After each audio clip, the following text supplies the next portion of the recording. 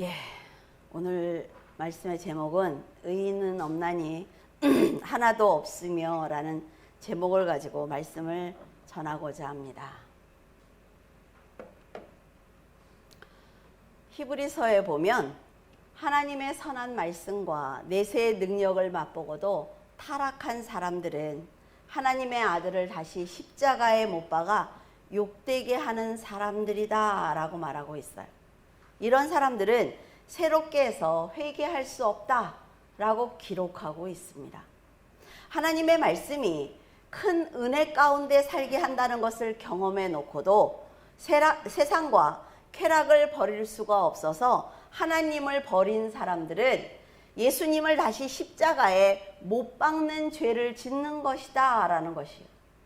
하나님은 영원히 살아계시고 모든 만물을 창조하셨으며 죄인을 위해서 아들을 기꺼이 세상에 보내신 분입니다.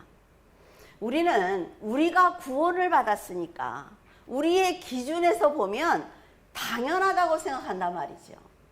근데 만약 여러분들의 아들을 보내서 내 아들이 죽어야만 상대를 살릴 수 있다고 생각을 해보세요. 여러분들 하실 수 있겠습니까? 쉬운 얘기가 아니란 말이죠. 사도 바울은 이런 하나님의 사랑을 알면서도 믿음으로 살지 못하는 것이 죄다라고 말을 하고 있어요. 주님을 만나고도 내 필요에 의해서 하나님을 이용하는 것, 하나님의 능력만 이용하는 것, 내가 필요할 때 와서 기도하다가 그것이 해결되면 하나님을 버려버리는 그런 사람들, 그리고 자신의 좋지 않은 습관과 쾌락을 쫓는 사람들은 거룩한 하나님의 은혜를 받을 수가 없다는 것입니다. 하나님은 세상을 쫓는 사람들을 위해서 일하시지 않습니다. 절대로 오해하면 안 된단 말이죠. 내가 교회를 다니니까, 내가 어저께 주일을 지켰거든, 그러니까 하나님이 세상에서 나를 보호하실 이유가 있어 라고 생각하면 안 된단 말이에요. 지금 성도들 중에는 하나님의 언약을 믿고 목숨을 다해 충성하는 성도들이 굉장히 많습니다. 나라를 지키기 위해서, 그리고 하나님의 말씀대로 살기 위해서 자기의 생명을 내놓는 사람들이 너무나 많단 말이지요. 그런 사람들이 있는데 필요에 따라서 하나님을 이용하는 사람들을 그 인생을 돌보실 이유가 전혀 없는 거예요. 하나님은 베드로전서 1장 9절에 믿음의 결과는 영혼의 구원을 받는 것이다 라고 말하고 있습니다. 내가 믿음을 갖는 이유는 내 영혼을 구원받기 위해서인 거예요. 그러니까 반대로 얘기하면 뭐예요? 내가 믿음을 갖지 못하면 구원받지 못한다는 것입니다. 자기를 거룩하게 한 언약의 피를 부정하는 것으로 여기는 거죠.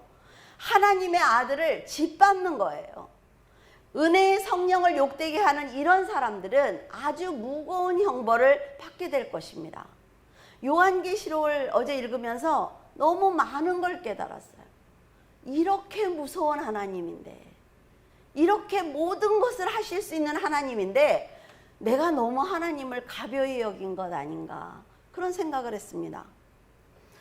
하나님을 떠난 사람들은 자신이 지금 죄를 짓고 있다는 그 죄까지도 부정하는 사람들입니다. 그러니까 다른 사람들은 열을 지키기 위해서 노력을 해요. 근데 나는 둘을 지켜. 그러면서 나는 지켰다고 말하는 거죠. 근데 율법을 보면 뭐예요? 316가지를 다 지키지 못하면 죄다라고 말하고 있습니다. 그러니까 하나님을 두려워하지 않는 것입니다. 내가 지금 이거 딱 한 번인데 뭐 하나님이 설마. 이런 사람들은 생과 사, 그리고 화와 복을 주관하시는 하나님보다 지금 자신이 누리고 있는 쾌락이 훨씬 즐겁기 때문에 눈과 귀를 스스로 가려버리는 거예요. 이것은 사단의 역사입니다. 이렇게 하나님을 시험하던 애국 군사들은 홍해를 육지처럼 건너는 이스라엘 백성들을 보았어요.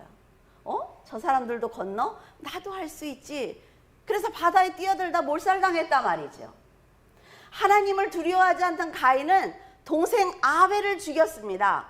그러니까 하나님이 가인에게 네 동생 아벨이 어디 있느냐? 하나님이 몰라서 묻는 거 아니라 말이죠. 그랬더니 그 자리에서 회개해야 하는데 하나님을 바라보면서 뭐라 그래요? 내가 내 동생을 지키는 사람입니까? 라고 말대답을 해요. 그런 교만 때문에 그런 영원한 생명 밖으로 쫓겨나고 말았습니다. 하나님께서 주신 은혜를 가볍게 여기는 사람은 한 그릇의 음식을 위해서 장자의 명분을 판 에서와 같이 망령된 자가 될 수가 있는 것입니다. 그러니까 아무런 생각 없이 살면 안 된다 말이죠. 별 생각 없었어요. 저는 이 말이 가장 나쁘다고 생각을 해요. 왜 별 생각 없이 삽니까? 보세요. 세상에는 호적이라는 것이 있어요. 그래서 장자와 차자가 바뀔 수가 없습니다. 그러나 하나님의 나라에서는 바뀔 수 있어요. 므낫세와 에브라임이 요셉의 자식들이잖아요. 그런데 누구의 자식이 됐어요? 야곱의 자식이 됐어요. 그래서 그들이 천국에 들어가는 14만 4천에 들어가는 걸 볼 수 있단 말이죠. 에서는 시간이 흐르면서 깨닫게 된 거예요. 그래서 장자의 복을 달라고 눈물을 흘리면서 구했습니다. 그러나 하나님께서 버려버렸어요. 회개할 기회를 얻지 못한 것입니다. 이것이 뭐냐면 이것이 바로 세상을 쫓는 거예요. 아시겠습니까? 하나님의 판단은 절대적입니다. 그래서 사람의 기준대로 판단해서는 절대로 안 된단 말이죠. 내 생각에 내가 지금까지 배운 말씀을 보면 이런 소리 하지 말란 말이죠. 내가 성경에 봤더니 성경에서 하나님의 말씀이 이렇게 얘기를 해야죠. 하찮은 사람이 어떻게 전능하신 하나님의 말씀을 무시할 수 있습니까? 근데 다 무시하고 산단 말이죠. 시간이 없는 영원한 형벌을 주시는 하나님을 어떻게 우리가 두려워하지 않을 수가 있느냐 말이에요. 죽고 나면요, 이 시계가 없는 그 시간 속으로 들어가는 거예요. 그걸 가지고 계시는 하나님이 하찮다고요? 하나님께서 내 뜻대로 움직여 주실 거라고요? 천만에요.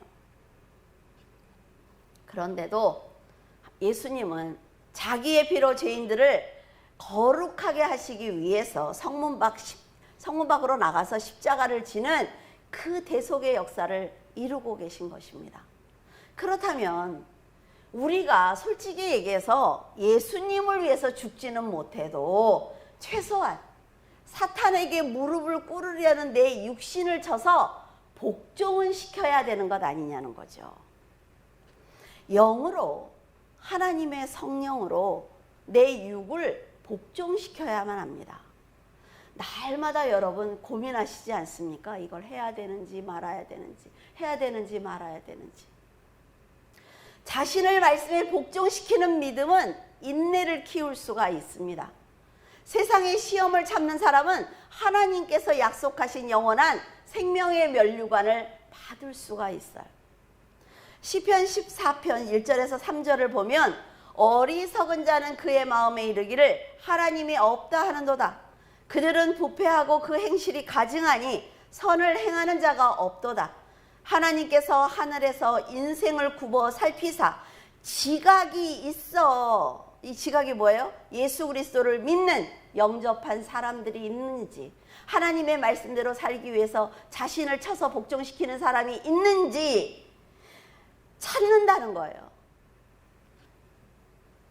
다 치우쳐 함께 더러운 자가 되고 선을 행하는 자가 없으니 하나도 없도다. 그래서 예수 그리스도가 오신 거죠. 다윗이 말하기를 어리석은 자는 하나님이 없다고 말한다 라고 하고 있어요. 이런 사람들은 말씀에 근거한 기준이 없기 때문에 의로운 사람들을 마음대로 공격하는 것입니다. 어리석은 사람 가운데 사울 왕이 있습니다. 그는 하나님을 경외하는 다윗을 질투하다가 사탄의 계략에 빠지고 말았어요. 하나님이 주신 법이 기준이 되어야만 올바른 판단을 할 수가 있거든요. 그런데 어리석은 사람의 심령은 부패했단 말이죠. 영적 생명력이 전혀 없어요. 그렇기 때문에 인간적인 생각대로 행동을 하다가 결국 사망을 만나게 되는 것입니다. 사울은 하나님께서 직접 세우신 이스라엘의 초대왕이에요. 다른 사람들이 세운 게 아니에요. 하나님이 직접 세웠단 말이죠. 하나님은 그가 통치를 할 수 있도록 백성들을 모아주셨어요. 이것이 바로 교회가 썩는 이유입니다. 하나님께서 목회자를 세워주셨어요. 많은 연단 가운데 그를 세웠어요. 그리고 나서 사람들을 붙여주세요. 그런데 어때요? 사무엘이 사울을 위해서 기도하는 것처럼 성도들이 목회자를 위해서 기도하게 하시겠죠. 그래서 교회가 점점 크게 만들어주세요. 그럴 때 목회자는 어떤 생각을 해야 되죠? 이거 모든 것은 하나님의 것이고 이건 내가 한 것이 아니야 라고 해야 겸손할 수가 있는 거예요. 그리고 하나님의 영광을 위해서 모든 성도들을 하나님 앞으로 데려갈 수가 있는 거지요. 근데 사울왕도 처음에는 굉장히 겸손했습니다. 겸손했어요. 두려워하고 아버지의 말도 잘 듣고. 그런 사람이 하나님이 나라를 부강하게 하시고 백성들이 복종하게 하시고 사무엘과 같이 놀라운 선지자가 기도하게 하시니까 이건 다 내 능력이야 라고 했다는 거죠. 사울이 만약에 하나님을 높였다면 다윗이 이루는 모든 공은, 나라를 정복하는 모든 공, 각 나라를, 그건 다 누구 거예요? 사울 거예요. 그렇지 않습니까? 사울 거란 말이에요. 성도들이 정말 나가서 일을 잘하고 정말 저는 물줄기 교회를 다닙니다. 그러면 거기 목사님이 누구세요? 이렇게 묻는다고요. 그 공을 나눌 수 있게 도와주시는 분이에요, 하나님이. 내가 그걸 가지려고 노력할 필요 없다는 거죠. 그런데 어리석은 사람들은 이런 행동을 한다는 거예요. 한 사람도 빠짐없이 어리석은 사람들은 다 이런 행동을 해요. 사울에게 실망하신 하나님은 영적인 지각을 가지고 하나님을 찾는 자가 있나 보시다가 다윗을 발견하셨습니다. 사울 왕이 있는데도 하나님은 다윗을 왕으로 세우셨어요. 시간이 갈수록 사울은 점점 악령에 시달리게 되지요. 그러니까 광기가 더 세지는 거예요. 순수하던 그의 마음은 도끼로 가득 차기 시작을 했습니다. 여러분, 정방향으로 가다가 살짝 핀트만 바뀌면요, 가는 곳이 이렇게 벌어지잖아요. 악령도 똑같은 것입니다. 성령과 악령이 붙들리는 차이는 이렇게 큰 거예요. 하나님께 감사하던 그의 마음은 다 사라지고 말았어요. 사울이 타락을 하자 백성들도 그를 따라서 선을 행하는 자가 없게 되었습니다. 사울과 그의 사람들은 다윗의 생명을 빼앗기 위해서 부단히 노력을 했죠. 그런 노력에도 불구하고 하나님의 보호를 받고 있는 다윗, 하나님을 의지하고 있는 다윗을 절대로 공격할 수가 없습니다.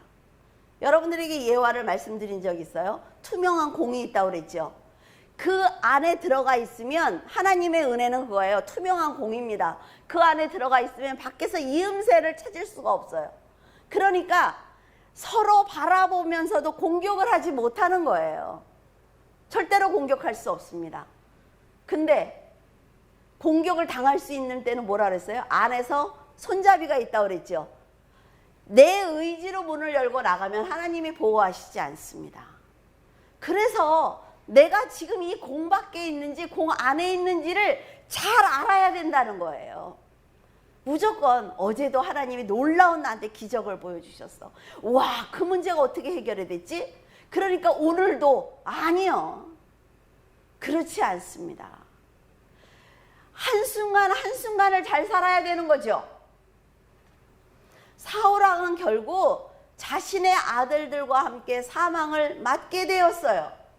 사울의 일방적인 공격에도 오로지 하나님을 의지했던 다윗은 왕이 되게 되었습니다. 분명 하나님께서 회복시켜 주실 것을 믿는 거예요. 지금 내가 고난을 당하더라도 하나님께서 나와 함께 하실 것을 믿는 것입니다. 그리고 기도하는 거죠. 그런 다윗은 하나님의 계획대로 훈련을 받은 다음에 절대 권력의 자리에 앉게 된 것입니다. 그렇다면 하나님은 왜 골리앗까지 죽일 수 있었던 그 충만한 다윗을 고난에 던져버리셨을까요? 처음부터 사울왕이 아니라 다윗을 왕으로 세우셨다면 이스라엘이 혼란스럽지 않고 백성들도 다 왕을 따라 믿음의 사람이 되었을 텐데 왜 하나님이 그거를 하지 않았을까요? 다윗이 고난을 받은 건 10년입니다. 사울에게 쫓겨다닌 게. 훈련 기간이 끝나야 쓰임받는 기간이 시작되는 거예요, 여러분. 내가 하나님께 훈련을 받지 않았으면 내 그릇이 그만한 거예요, 그냥. 난 그냥 그렇게 사는 거예요. 하나님 앞에 큰 그릇이 아니니까 사람들과 함께 어울려서 나 예수를 믿어. 그런 거지요. 그런데 하나님께서 다른 사람들의 영혼을 맡기고 싶을 때는 반드시 훈련을 하십니다. 그 훈련의 기간이 끝나야 쓰임의 기간이 시작되는 거예요. 절대 잊으면 안 돼요. 그래서 나에게 고난이 오거든, 내가 아직 훈련의 기간인가 보다. 이 훈련의 기간을 내가 어떻게 해야 할까? 다윗이 한 것을 보시라고요. 사울이 내 옆에 있는데도 죽이지 않는단 말이죠. 왜 안 죽여요? 하나님이 생명을 사랑하니까 나도 나를 죽이기 위한 적이지만 그를 죽이지 않습니다. 그 다윗이 한 것을 따라하면 훈련 기간이 빨리 끝날 수가 있어요. 그런데 고통스러운 훈련까지 받은 다윗이, 제가 여러분에게 전하고 싶은 건 이거예요.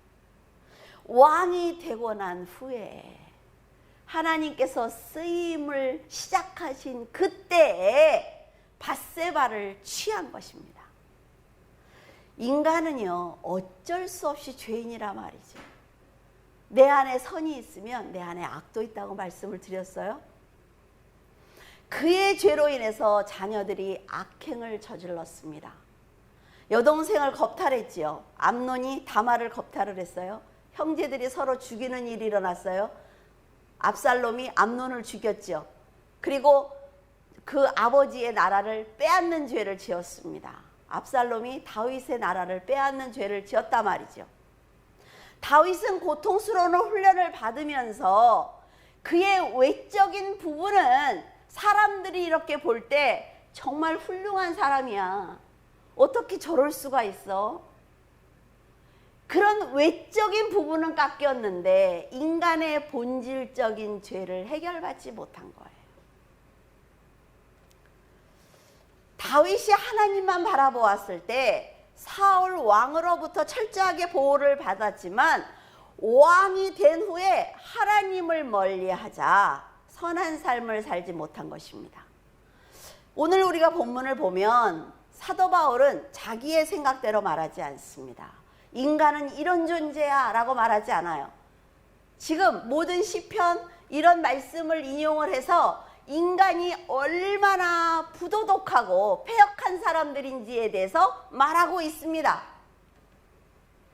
그것은 내 생각이 아니야.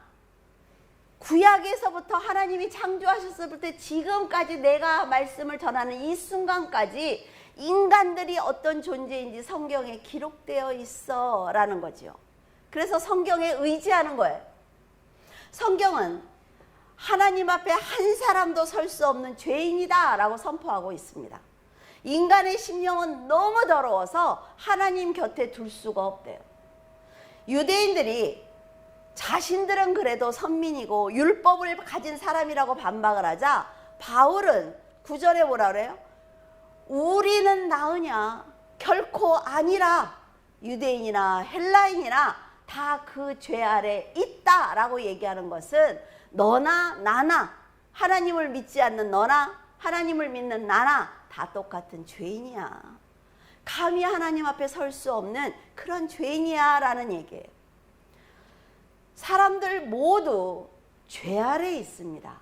그래서 다윗의 후손으로 이 세상에 오시는 예수 그리스도가 아니면 죄를 벗을 수가 없다는 거예요. 지금 예수 그리스도가 오셔서 우린 예수 그리스도 아래에 있단 말이죠. 그러니 얼마나 감사해요. 로마서에서는 죄를 단수로 사용하기도 하고 복수로 사용하기도 합니다. 근데 의미가 달라요. 우리는 그냥 다 죄잖아요. 그렇죠? 그런데 원문에는 다르게 표기가 되어 있어요. 복수로 사용할 때는 흔히 우리가 짓는 그 범죄예요. 1장 28절에서 31절에 나오는, 그냥 쉽게 말해서 이런 죄도 있고 저런 죄도 있어. 그런데 이런 죄도 짓지 말고 저런 죄도 짓지 않도록 노력해야 되지 않겠니라고 얘기했죠. 그래서 이거를 어떻게 쉽게 얘기를 해줄 수가 있을까 고민을 하다가 우연히 영화를 보게 됐는데, 다이너마이트를 터뜨리는데 심지에다 불을 땡기더라고요. 그런데 어떤 사람이 와서 그걸 탁 자르면서 음악이 빠바바방 이러면서 이제 사는 거잖아요. 다 그게 나와서 저거다라는 생각을 했어요.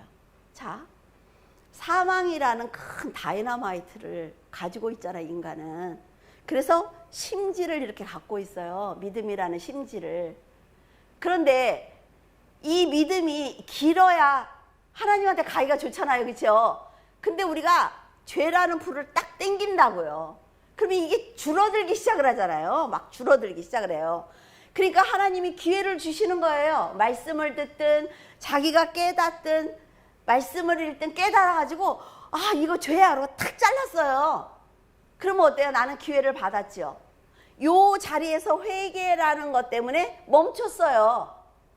그런데 또 내가 또 불을 탁 땡겨요. 또 그러면 또 줄지요. 결국은 어떻게 돼요? 터진단 말이죠. 지금 우리가 이 죄도 짓고 저 죄도 짓지 말라고 한 거는 뭐냐면 자꾸 불을 땡기는 거예요. 여기다가 불을 붙이는 거죠. 그러니까 하나님이 주시는 기회가 많음에도 불구하고 마지막에 가서 없는 거예요.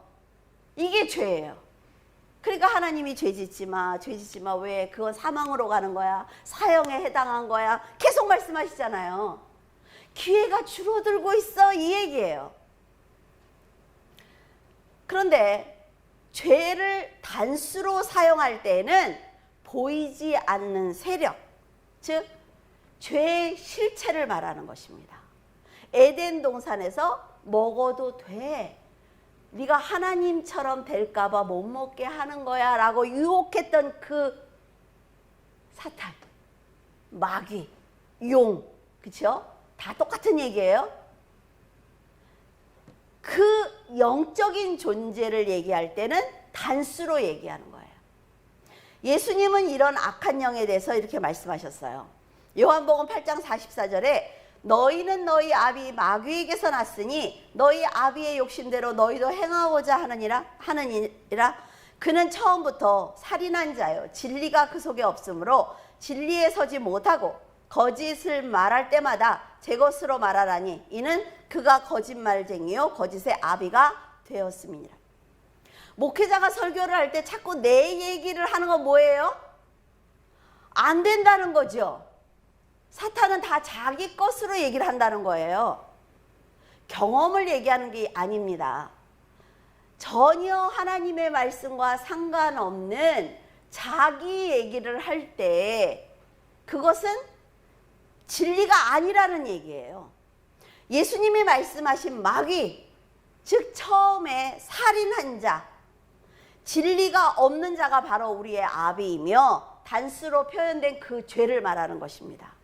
마귀가 처음부터 살인한 자래요. 그러면 십계명에 그게 무슨 뜻인지 알겠죠? 살인한 자라는 거예요. 살인한 건 뭐예요? 그 영혼이 살 수 있는데 하나님을 만나서 그 영혼이 하나님을 만나지 못하게 만들어서 죽이는 게 살인이라는 거예요. 사탄이 우리의 아비가 된 이유는 아담이 선악과를 먹고 죄인이 되자 그로 인해 태어난 모든 세상 사람들은 어쩔 수 없이 죄인이 될 수밖에 없습니다. 내가 만약에 김씨예요. 그러면 김씨가 낳은 아이는 뭐예요? 김씨예요. 그렇죠? 그 얘기를 하는 거예요. 지금 하나님의 은혜를 입지 못한 죄인들은 공중 권세를 잡은 자 아래서 태어났기 때문에 그를 닮습니다.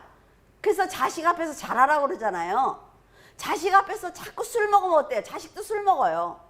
자식 앞에서 바람 피면 바람 펴요. 자식도 싫어 하면서 따라한다고요. 똑같은 거예요. 사탄이 어두움을 좋아하고 거짓말을 하고 자기 것을 자기 마음대로 하니까 그것을 보고 자란 우리들, 그 아래서 태어난 우리들은 따라하는 것입니다. 자, 잘 생각하세요. 하나님이 이 땅에다 흙으로 사람을 만드셨어요. 땅 위에 있죠. 사탄은 공중 권세를 잡아서 여기에 있죠. 하나님은 여기에 계시죠. 그래서 하나님이 우리에게 어떻게 뭘 주고 싶어도 줄 수가 없어요. 그러니까 어떻게 해야 돼요? 사람하고 똑같은 모양을 가지고 사람으로 이 땅에 오셔야 만날 수가 있는 거잖아요. 그렇죠? 그래서 예수 그리스도가 이 대속의 역사를 이루시고 나니까 어둠이 어때요? 거쳐요. 그래서 이제부터 예수 그리스도를 믿고 사는 사람은 곧장 갈 수 있어요. 그런데 사람의 습관이라는 게 어때요? 나는 밖에 나가도 괜찮아. 그래도 아니야, 밖에 무서워. 밖에 나가면 큰일 나. 집 안에만 있는 거가 똑같은 거예요. 이렇게 거쳤는데도 못 가는 거지, 여기를. 나는 원래 이렇게 살았어. 아니야, 나는 이렇게, 이게 편해. 이러고 안 가는 거예요. 믿음을 가지고 가야 되는데 하나님이 이미 다 걷어놨는데도 안 간다는 거죠. 자, 하나님의 은혜를 입지 못하면, 그것조차도 입지 못하면 사단을 능히 이겨주신 예수 그리스도를 의지해서 가지 못하는 것입니다. 그래서 우리는 이 땅에서 믿음이 필요한 거예요.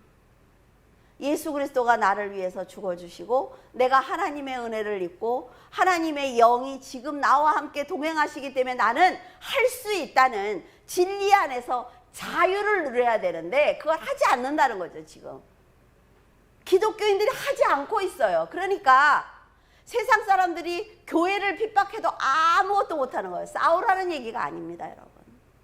오해하시면 안 돼요. 태극기 들고 광화문 나가라는 얘기를 하는 게 아니에요.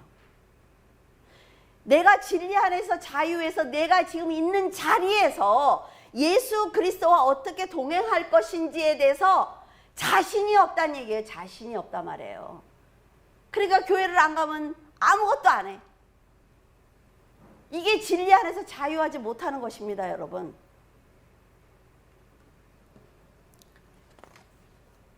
천상에서 하나님을 대적하다가 공중으로 쫓겨난 마귀는 영입니다. 영이에요.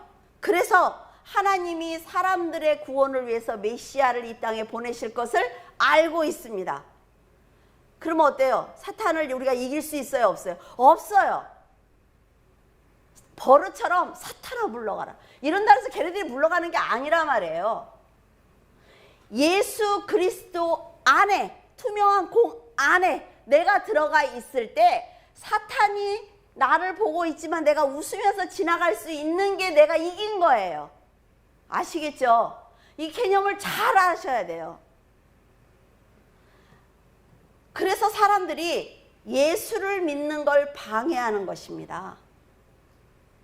예수 그리스도 십자가에 죽었잖아. 초라한 자잖아. 그를 의지해서 네가 뭐 할 수 있는데? 얼마나 초라하니?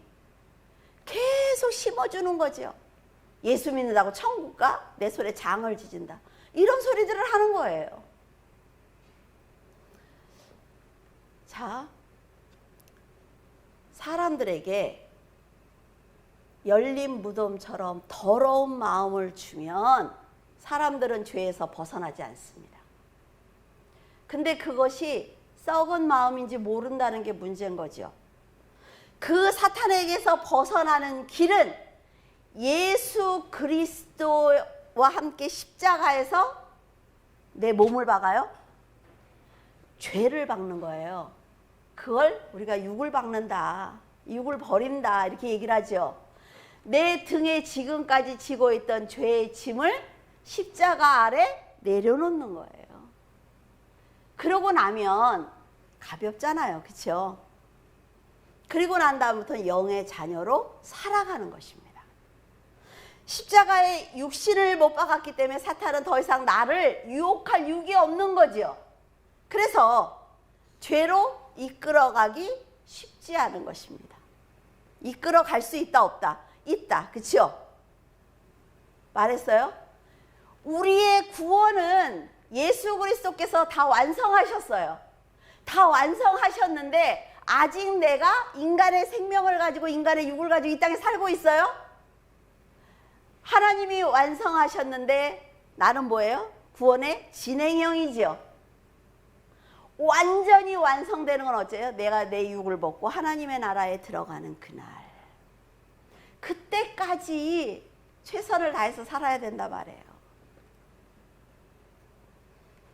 사탄도 사람들을 유혹을 하지만 하나님도 그 영혼을 지키기 위해서 엄청 노력을 하세요. 그래서 우리가 어느 쪽에 서느냐, 이것이 중요하다고 말씀을 드렸어요. 구원을 위해서 하나님이 혼자 싸우는 게 아니라 중간에 서 있는 내가 아버지만 바라봐야 사탄이 뒤에서 아무리 불러도 안 쳐다볼 것 아니에요. 이게 빛을 보고 있는데 여러분 극장에 들어가 보셨어요? 그렇죠? 밖에서 화나다가 그 장문 탁 열고 들어가면 보여요? 안 보여요? 안 보이잖아요.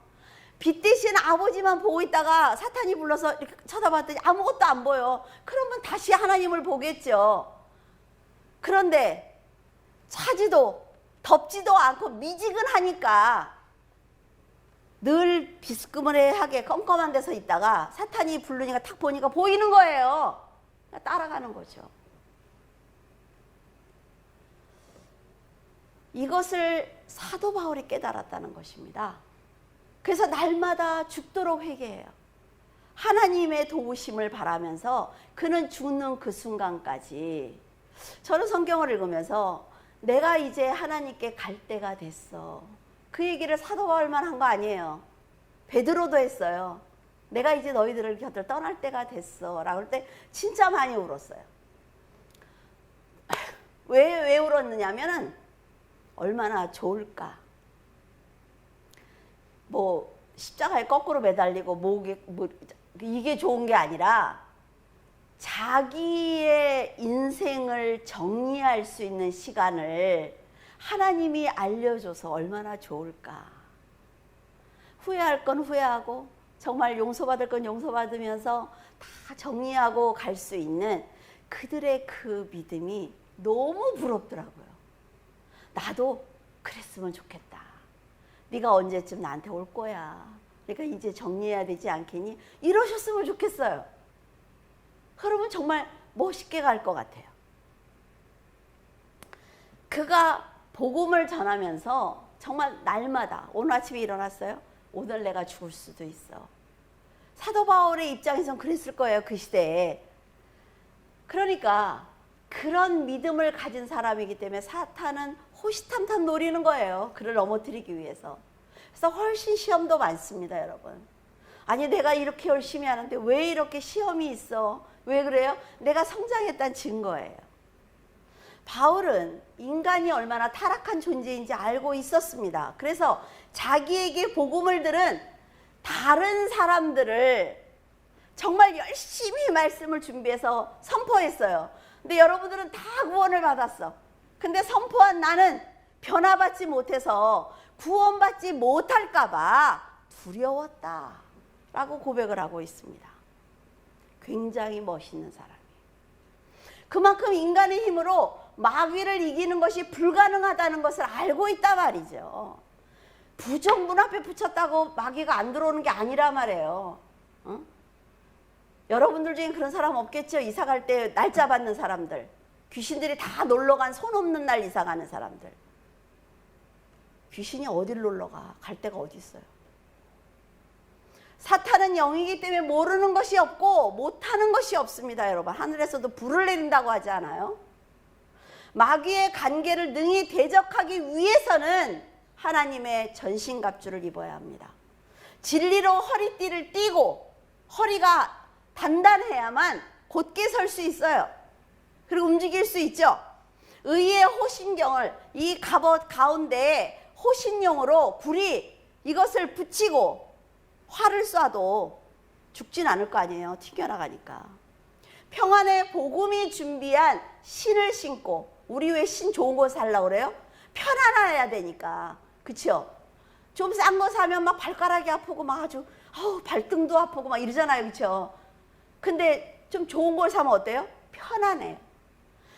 이건 뭐냐면 평안의 복음이 준비한 거는 나에게 평안을 준다는 거죠. 그 신을 신고 있으면 어디든지 갈 수가 있습니다. 이 모든 것 위에 믿음의 방패를 붙이고 구원의 투구와 성령의 검, 곧 하나님의 말씀을 가져야 하는 것입니다. 방어도 하지만 공격할 것도 있어야죠. 우리가 사탄을 이길 수 있는 방법은 오직 이것밖에 없습니다. 지금 여러분이 시험에 들었다고 생각을 하면 하나님의 전신갑주를 입기를 바랍니다. 입기 쉬워요. 입으세요. 10절에서 12절에 의인은 없나니 하나도 없으며 깨닫는 자도 없고 하나님을 찾는 자도 없고 다 치우쳐 함께 무익하게 되고 선을 행하는 자가 없나니 하나도 없도다. 사탄은 얕기 때문에 사람이 스스로 혼자 죄의 굴레를 벗지 못하는 걸 알고 있습니다. 내가 한 번만 탁 해주면 얘는 그거를 절대로 할 수 없어라는 걸 알고 있어요. 그 사람의 가장 연약한 부분을 공격한단 말이죠. 그래서 내가 사탄의 꾀임에 빠지면 나도 모르게 하나님과 멀어집니다. 끌려가거든요. 돈을 좋아하는 사람은 돈을 우상처럼 섬기게 합니다. 그러니까 돈이 쌓여야 되죠. 그러니까 겉모술수를 쓰게 해요. 남의 생명을 뺏어서라도 원하는 것을 갖도록 도와줍니다. 그런데 여러분이 잘 이해해야 되는 건 사탄도 사람을 세상에서 잘 살게 한다는 거예요. 하나님만 도와주는 게 아니죠. 지금 엄청나지 않습니까? 뉴스를 보면 4천억을 이거 뭐 이해도 안 돼. 4천억이라는 게. 쾌락과 술을 좋아하는 사람은 믿음을 한순간에 무너지게 만듭니다. 여러분 그 TV에서 그거 하는 거 보셨어요? 마약에 대해서 하는 거? 마약에 대해서 하는 걸 보니까 그 25살이라는 청년이 마약을 하다가 벗어나고 싶으니까 어떻게 그 사람들만 모아놓는 데가 있더라고요. 거기 가서 몇 년을 있었어요. 그래서 나는 이제 할 수 있어. 그리고 나왔는데 2주 만에 다시 마약 중독자가 됐어요. 마약이나 술은 한 번 마시면, 술도 중독된 사람들 있잖아요. 한 번 마시고 쾌락, 음란, 혈기, 이 모든 것들은 한 번만 하면 바로 중독이 되는 거예요. 그래서 목숨을 걸어야 되는 것입니다. 그런데 문제가 뭐예요? 하나도 없대요. 나만 술을 먹으면 좋은데 뭐야? 아이, 먹어. 막 이러죠? 그러니까 나만 혼자 먹으면 좀 부끄럽고 죄스러우니까 주위에 있는 사람을 다 먹이는 거예요. 그것이 자식이든 내 친구든 회사 사람들이든 다 먹이는 거죠. 여러분에게 그런 자리에 가지 말라는 것이 아니에요. 여러분 술 대신 사이다나 콜라 먹으면서도 얼마든지 같이 인간관계 할 수 있어요. 하지 그 자리에 가지 말라는 것이 아니라 지혜롭게 살라는 거예요. 지혜롭게. 에베소서 5장 16절에서 18절에 세월을 아끼라 때가 악하니라. 그러므로 어리석은 자가 되지 말고 오직 주의 뜻이 무엇인가 이해하라. 술 취하지 말라. 이는 방탕한 것이니 오직 성령으로 충만함을 받으라. 이 시대에 사는 사람도 지금 우리 시대에 사는 사람들도 뭐라 그래요? 말세라고 그러죠. 말세라고. 근데 지금 사도 바울은 뭐라 그래요? 곧 예수 그리스도가 오실 거야. 세월을 아껴. 지금 말세야라고 말하고 있어요. 세월을 아끼지 않는 사람은 어리석은 사람인데 그런 사람의 마음에는 하나님이 없기 때문에 그는 구원을 받지 못하는 것입니다. 그랬다 해서 저 사람은 구원을 못 받아 이러면 안 돼요. 하나님이 결정하시는 거기 때문에 우리의 소관은 아니에요. 술 취하지 말라고 강하게 선포하는 것은 술에 취하면요 가장 먼저 드러나는 현상이 뭐예요? 이성을 잃는 것입니다. 근데 재밌는 게 뭐냐면 남자분들은 꼭 그래요. 나는 술에 취해도 나는 술을 먹어도 취하지 않아. 난 정말 희한해. 나는 술에 나는 왜 안 취하지? 그런데 길 가면서 뭐래요? 아, 땅이 왜 자꾸 나한테 올라와? 내가 가는 데마다 전봇대가 서 있네. 이러지요. 그리고 남의 집 앞에 가서 자도 그냥 자요. 곱게 옷 벗고 다 전봇대 걸어놓고 신발 벗고 그러고 누워 자. 그러니까 나쁜 사람들이 왜 그런 사람들을 노려요? 쉬우니까. 이성을 잃었단 말이에요. 그러니까 지갑도 뺏어가는 거예요. 온전한 정신을 절대로 가질 수가 없습니다, 여러분. 정말 더 얘기하면 아유 목사님이 그랬으니까 우리 다 먹어도 돼, 마셔도 돼 이러니까 안 하는데 여러분 그러면 안 된단 말이에요. 이 죄, 저 죄가 어디로 끌고 가요? 사망으로 끌고 가기 때문에 하면 안 됩니다. 제자들이 방언을 할 때 뭐라 그래요? 술에 취했다고 그랬어요. 못 알아듣는 사람들이 볼 때 이성을 잃었다는 거지요. 똑같은 거예요. 술 취하고 똑바로 말하는 사람 나는 한 사람도 못 봤어요. 저 어렸을 때 사촌 오빠들이 저희 집에 항상 모였어요. 지금 그 오빠들 연세가 한 80쯤 되시는데 항상 모이면 우리 집에서 술 파티를 해. 노래하고 술 먹고 막 나가 토하고. 제정신인 분은 한 분도 못 본 것 같아. 하나님과 멀어진 행동을 할 수밖에 없죠. 만약 하나님이 구원하기를 원하는 사람을 그 사람에게 붙였어요. 네 행동으로 잘해줘 이러는데 그 앞에서 날마다 술을 먹어. 그래놓고 술 먹으면서 꼭 그러죠. 나는 이번 주일에 교회를 갔거든. 내가 헌금을 했거든. 그 죄는 반드시 물으실 것입니다. 하나님 쉽게 보지 마세요. 그 책임은 반드시 본인이 져야 할 거예요. 여러분 정말 하지 마세요. 지혜롭게 사세요. 지혜롭게. 바울은 이런 사람들에게 하와가 뱀에게 미혹을 받은 것 같이 너의 마음이 그리스도를 향하여 진실함과 깨끗함에서 떠나 부패할까 염려된다 라고 말하고 있습니다. 그렇게 살면 마음이 깨끗해지지 않는다는 거지요. 진실하지 않다는 얘기를 하고 있는 거예요. 그만큼 사탄은 강하고 사람들은 반면에 쉽게 죄를 짓는다는 말입니다. 선하게 살겠다고 다짐을 해도 죄는 모든 것을 파괴할 수 있는 힘을 가지고 있어요. 그래서 우리는 너무 약하기 때문에 성령께 의지해야 하는 것입니다. 죄는요, 존경받던 사람을 한순간에 추하게 만들어버립니다. 자기가 거짓말한 게 드러나서 지금까지 존경했던 국회의원이 갑자기 나락으로 떨어지고 장난도 아니죠. 사람들을 인도하던 지혜로운 사람을 아주 쓸모없게 만들어요. 저 사람이 사는 대로만 살면 돼. 근데 그 사람이 죄가 드러났어요. 그럼 따라갑니까? 따라가지 않아요. 죄는 처음 지을 때는 부끄러워해요. 그러나 그것이 반복되면 내 가슴이 불에 데인 것처럼 화인 맞은 심령이 돼서 아무 감각이 없어진단 말이죠. 그래서 하나님의 이름을 얘기를 해도 소용이 없어요. 열린 무덤처럼 악한 냄새를 풍겨도 부끄럽지 않아요. 자기의 혀로 사람을 죽여도 죄의식이 없습니다. 우리는 목구멍이 열린 무덤이야 그러면 도대체 뭔 말이야, 트름하는 거 얘기하나? 막 이런단 말이에요. 근데 이스라엘 사람들은 그 말 이러고 금방 알아듣는다는 거죠. 우리의 장례물에는 어때요? 염을 해서 시신을 관에다 넣어서 뚜껑을 박아서 땅에다 묻어서 덮어지요. 그러니까 우리가 이렇게 공동묘지에 가도 아무 냄새가 나지 않아요.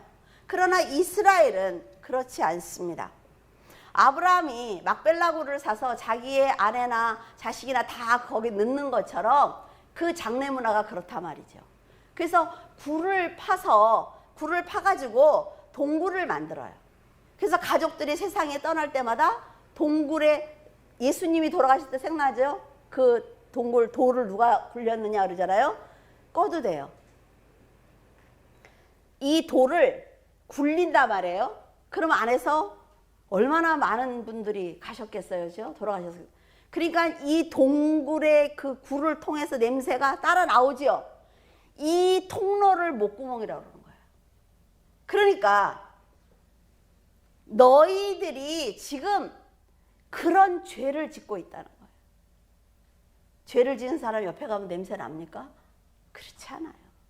그러나 하나님이 보실 때는 죄라는 것은 그렇게 더러운 것이다. 예수 그리스도를 만나서 새 생명을 얻어야만 기쁠 수 있잖아. 네가 행복할 수 있잖아. 천국의 삶을 살 수 있잖아.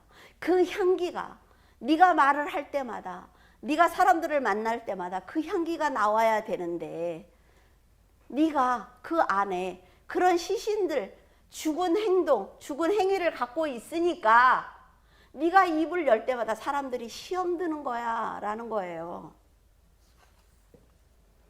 예레미야는 만물보다 거짓되고 심히 부패한 것은 사람의 마음이라고 했습니다. 그리고 예수님은 독사의 자식들아, 너희는 악하니 어떻게 선한 말을 할 수 있느냐라고 말씀을 하셨어요. 마음에 가득한 죄는 입을 여는 순간 쏟아져 나올 수밖에 없습니다. 그렇죠? 저도 그래요. 내가 이제 지희를 만났어. 내가 얘한테 무슨 말을 해줘야 돼. 근데 이제 지희가 막 자기 얘기를 하잖아요. 막 이 얘기 저 얘기 막 나왔어요. 근데 툭, 그게 해야 될 말도 아닌데 갑자기 그게 툭 얘기를 했어요. 현경이랑 그러다 그랬구나. 그러니까 현경이가 갑자기 지금 이 순간에 엄마 처음부터 그 말을 하고 싶었구나 이렇게 얘기하는데 그랬어요.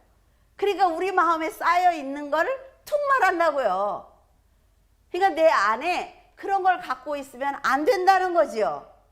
그 말은 독사가 독을 품은 것처럼 사람을 죽일 수가 있습니다. 그래서 내 마음을 늘 청결히 해야 돼요. 저는 처음에 예수님을 만나서 성경을 읽을 때 가장 먼저 한 게 뭐냐면 혈기가 있으면 큰일 나겠네 라는 걸 깨달았어요. 그래서 제가 조금만 화가 나려고 그러면 3일 금식을 하는 거예요. 그러니까 처음에는 1년에 막 8번도 해요. 그래서 다음에는 7번 막 이렇게 하니까 나중에는 이 금식을 하기가 싫으니까 화를 안 내게 되더라고요. 근데 나중에는 정말 너무 화를 내야 될 때도 안 내니까 이게 문제가 되기는 해요. 그러니까 우리가 노력을 해야 된다는 거죠. 그러니까 여러분들도 만약에 술 먹고 싶어 그럼 3일 금식을 하세요. 내가 싸우고 싶어 그럼 3일 금식을 하세요. 그러면 괜찮잖아요. 그렇죠? 아주 좋은 방법이죠. 아주 좋은 방법이다 진짜.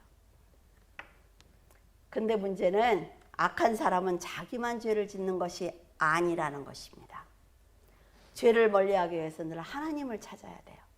하나님 보시기에 믿음으로 선한 일을 하면 하나님은 그가 가진 그 생명을 빼앗기지 않도록 도와주시는 거예요.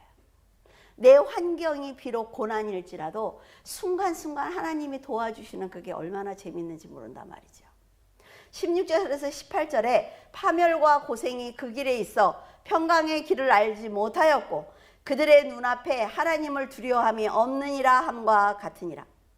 평강의 길을 알지 못하는 사람들이 걷는 모든 길은 파멸과 고생입니다.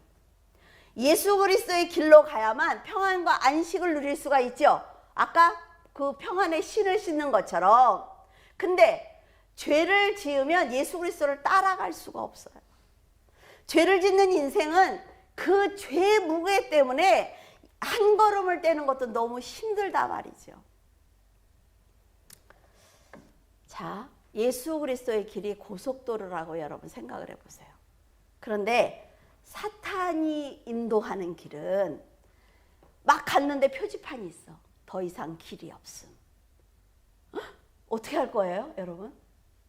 큰일 났죠? 이걸 넘어서 저렇게 가야 되는데 더 이상 길이 없음, 위험, 이런 표지판이 있단 말이에요. 그러면 거기서 나는 정말 갈 바를 몰라서 한참 생각을 해야 될 거예요. 근데 이 사람이 선택한 것이 그래, 내가 걸어서 가자 그냥. 이 길을 여기를 넘어가면 지름길이 있으니까 걸어서 가보자. 그리고 거길 표지판을 봤음에도 불구하고 넘어갔어요. 넘어갔더니 가시나무 덤불도 있고 절벽도 있어요. 이것이 예수 그리스도의 인도함을 받지 못하는 사람들의 인생인 것입니다. 하나님은, 제가 가장 좋아하는 말이 그거예요. 하나님은 항상 먼저 알려주시고 우리가 그걸 따라오도록 하세요. 근데 고속도로라는 건 뭐예요?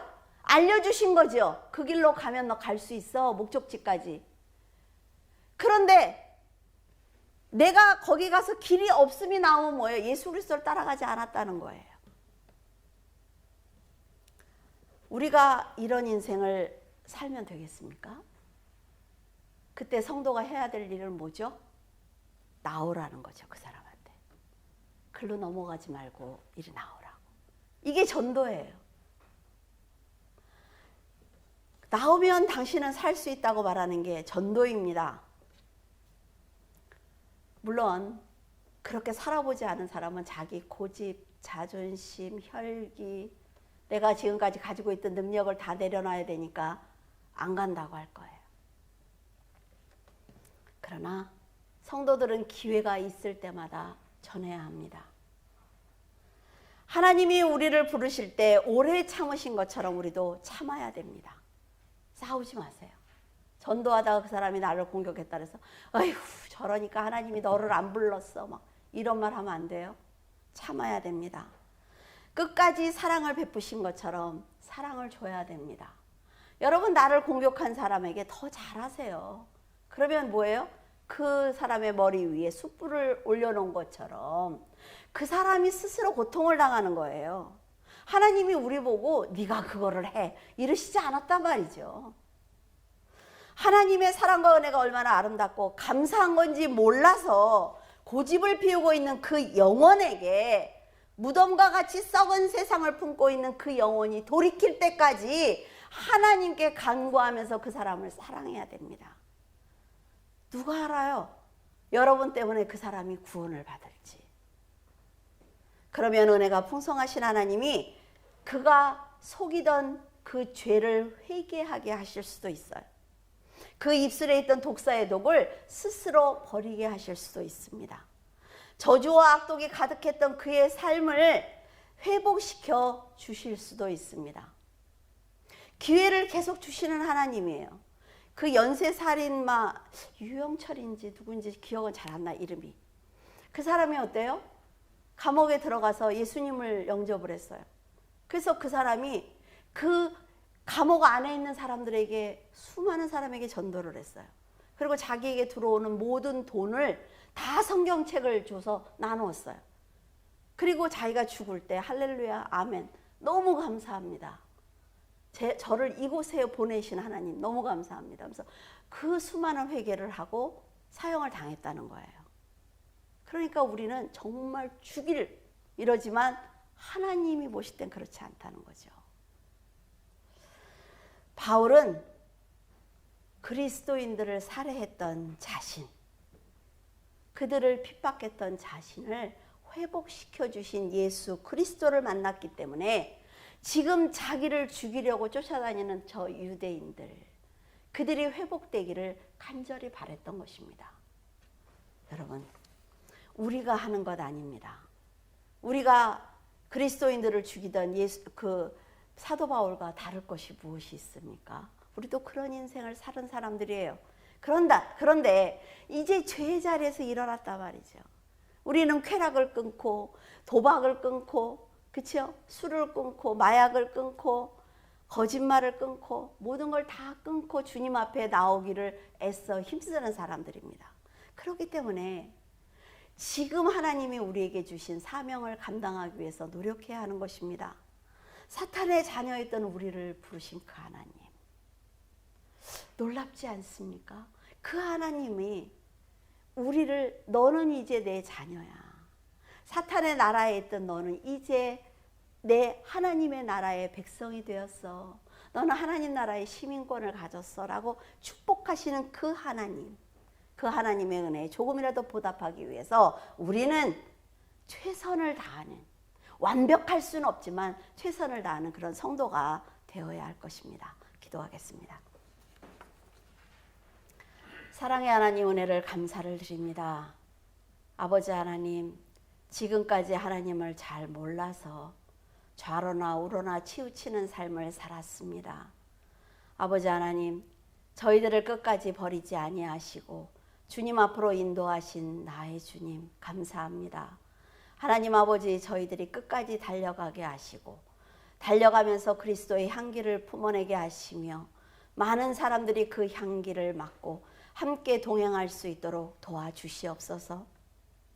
세상이 어려울수록 믿음의 자리를 지키게 하시고 주님의 법을 지키게 하시며 입으로는 주님을 찬양하는 귀한 성도들이 될 수 있도록 도와주시옵소서.